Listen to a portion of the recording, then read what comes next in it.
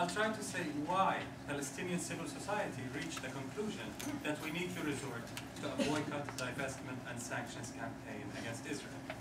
What's the international setting that led to this? What exactly is this BDS campaign? What is it calling for? There's a lot of misunderstanding about what BDS is and what it's not.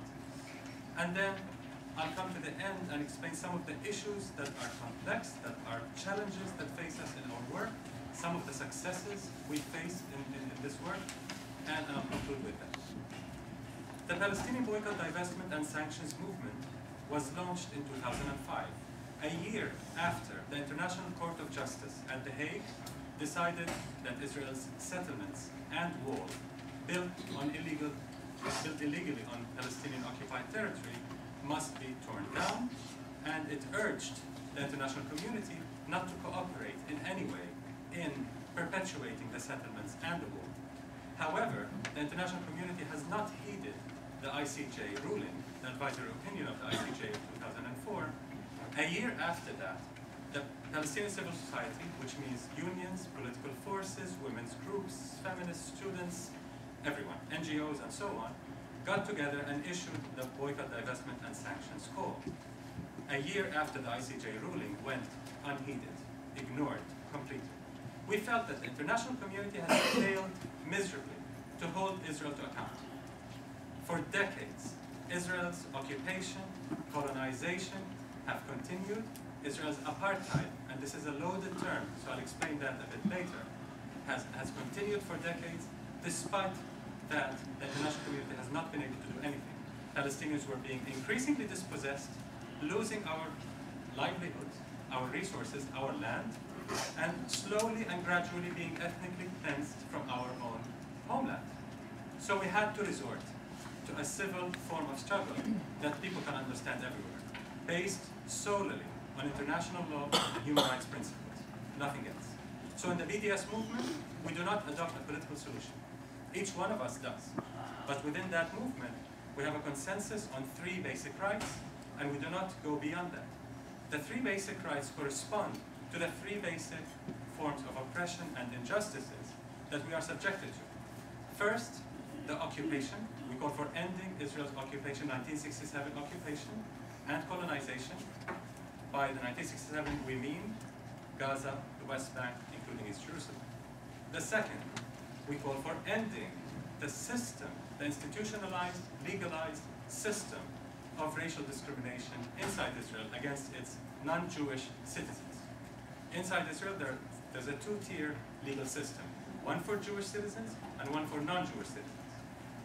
So every human right deserves equal rights, including in Israel, including any other country. The third and most important issue that we call for is the right of return for refugees. This is the most basic, fundamental right of refugees everywhere in the world. In any conflict, refugees always, according to international law, have a right to return to their homes. This is not something special for the Palestinians. This is sanctioned by the United Nations in General Assembly Resolution 194. So these are the 3 basic rights that we call for. Now, the BDS movement, since it was launched in 2005, was able to reach, with its universalist message, international law, human rights, was able to reach many unions, particularly in the West, in South Africa, and in other countries, Latin America, East Asia, and so on. But it really took off after the Israeli illegal war of aggression on Gaza, end of 2008, early 2009. In that war, Israel crossed many red lines. It committed many war crimes that were described by international law experts as war crimes, by UN officials, Amnesty International, Human Rights Watch, and so on. Some UN officials went as far as saying Israel committed crimes against humanity, and that includes Richard Falk, the current UN Rapporteur for Human Rights in the occupied Palestinian territory, and he happens to be Jewish. He's a professor of international law at Princeton.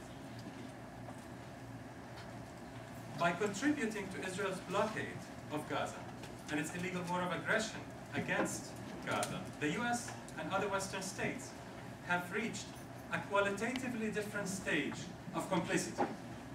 They moved from collusion in a deliberate Israeli policy of de-development, according to Harvard professor Sarah Roy, to undermining the very rule of law, so that the rule of law has disappeared and we're under the law of the jungle.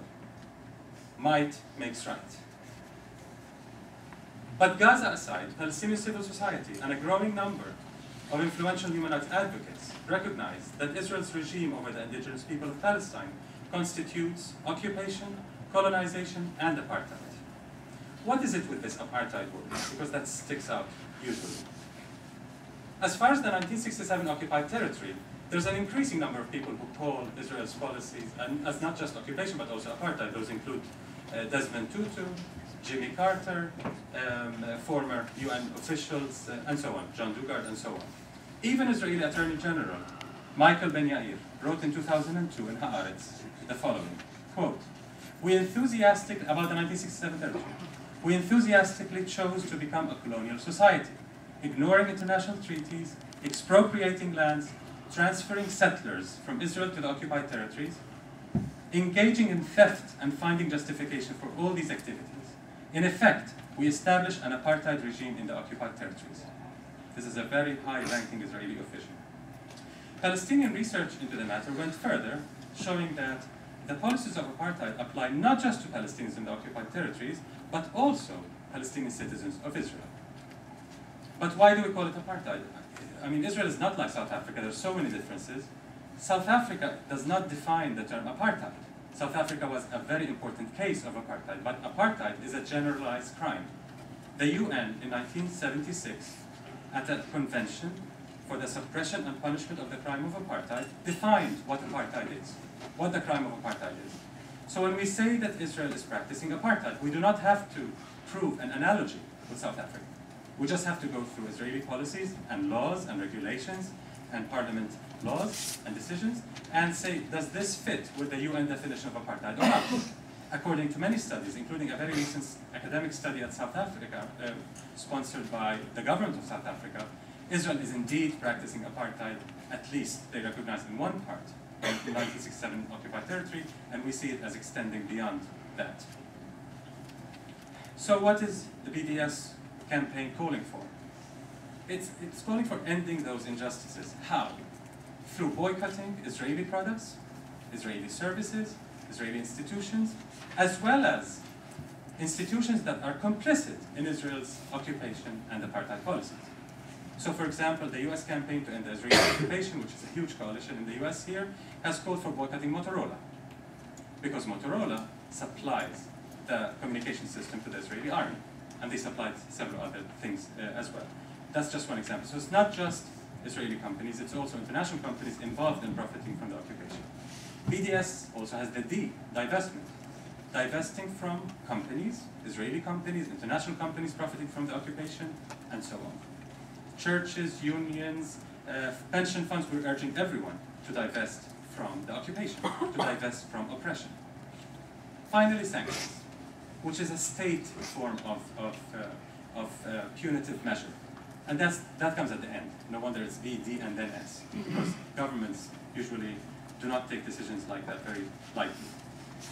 While moral consistency and commitment to universal rights are the overriding principles of the global BDS movement, operationally, BDS is based on three basic principles: context sensitivity, gradualness, and sustainability.